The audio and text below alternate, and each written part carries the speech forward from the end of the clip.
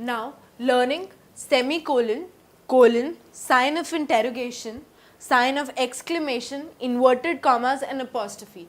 We'll try and understand how do we use these punctuation marks in sentences. Semicolon.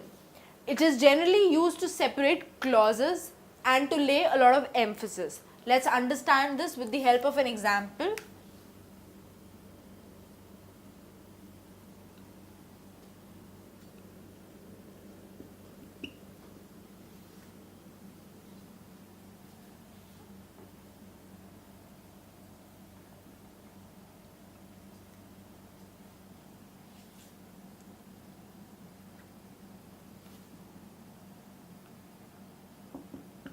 Now, this sentence is a repetition. Let's understand. A woman without her man is nothing. We have to insert a semicolon in front of this. So, it is separating a clause and putting a lot of emphasis on a woman. Without her, a man is nothing. For a colon is generally used to introduce clauses and quotes. For example, Bacon says, "He who lives in solitude is either a beast or an angel." Let's see, where will we put a colon? We put a colon here because this is an introduction of a clause and this is a quote given by Bacon, right? Sign of interrogation. I think everybody has been doing this and learning this, that sign of interrogation, also known as question mark, is generally used in the end of a sentence where a question is asked. For example, where do you live? So in this kind of a question, we put a question mark. Why? Because we are asking a question. So in sign of interrogation is used at the end of a sentence implying to be a question. Sign of exclamation. Now this is also a very simple thing wherein we are expressing certain feelings or emotions. We use the sign of exclamation. For example,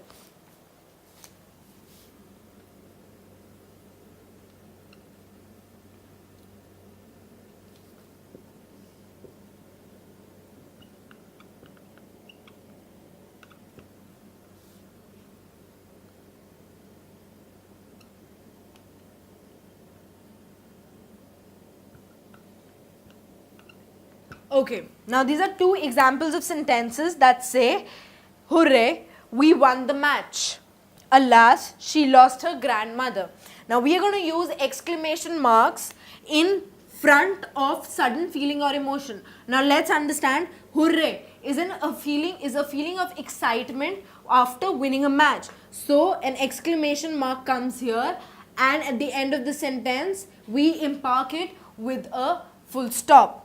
Alas, feeling of sadness. Again an exclamation mark and at the end of the sentence we put a full stop. Moving on to inverted commas. Now inverted commas generally imply or come wherein we are using a direct speech. For example, wherein somebody is quoting something. She said,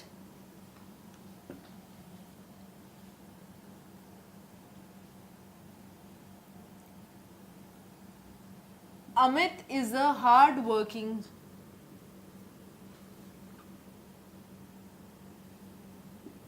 child. Now, let's punctuate this sentence.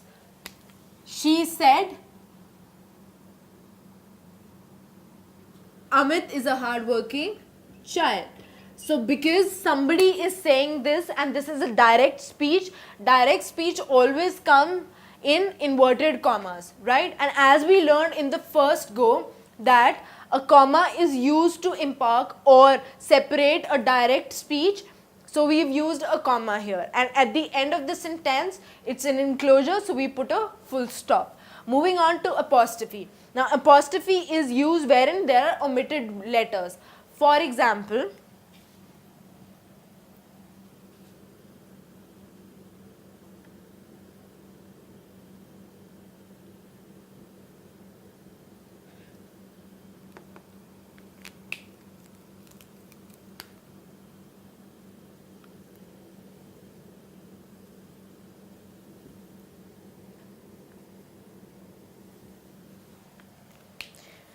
Now you have come across words like wasn't, can't, right? So we put an apostrophe here. Why do we put an apostrophe? Because there are certain omitted letters from here. Because as it is, this word is was not. Right? So this implies that there are certain omitted letters. Similarly, it is can, not. But we write it can't with an apostrophe. Now, where in possession? Apostrophe is used generally in possession and a plural of a sentence. For example,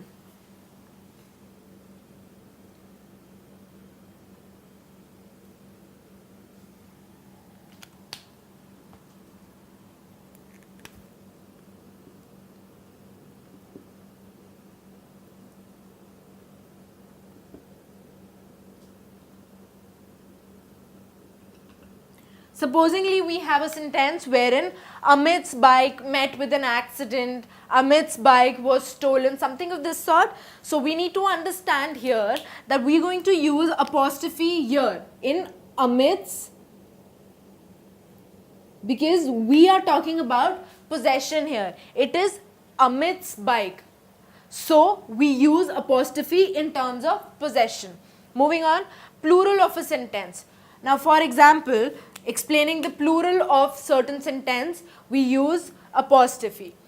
Coming back, semicolon is generally used to separate clauses and to lay a lot of emphasis, like a woman without her man is nothing. So we are laying a lot of emphasis on this word, a woman, and separating the rest of the clause.